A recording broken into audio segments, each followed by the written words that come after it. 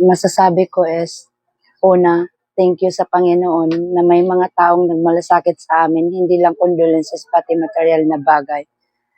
Pangalawa, yung mga tao, hindi ko ito inasahan na may bibigay sa amin na ganito. Thank you dahil ikaw din ang pinadala na Lord at saka ng anak ko siguro sa lahat ng mga sinabi niya sa akin para mabigay sa amin yung sinabi niya dati. Then, thank you din kay GM Jobintay kasi isa ka na kinasing-kasing nimo nga gihatag sa amo na walang kapalit ang imong gihatag sa amo. Muna nga akong gingon nga naa naman sudpod ko nga akong balibaran pangandoy sa akong anak inyong gituman dili man tuod nga siya ang nag-provide pero pinaagi sa gugma og respeto inyong gihatag sa ako ani nga opportunity. Nang libo-libong pasalamat nako sa inyo.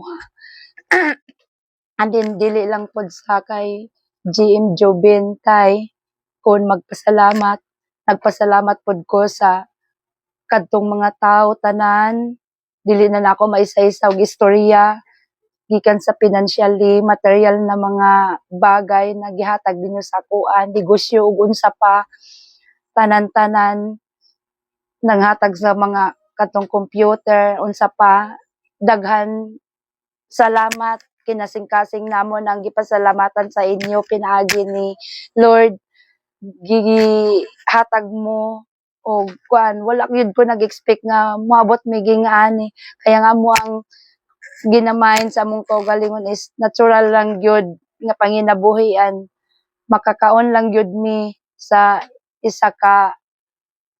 adlaw ingana di lang mi matuluan og balay okay na gyud ang importante lang gyud tana nga mahuman na akong mga anak tana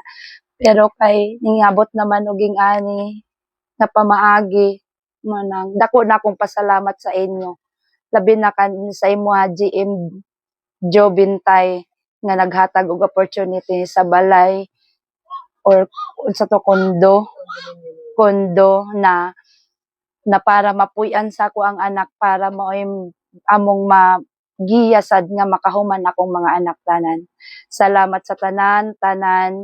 gikan sa imo GM Jobintay og sa katong mga tawo nga naghatag sa amo tanan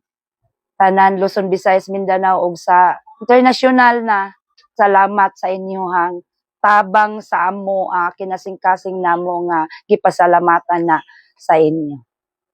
Diha ko tanan.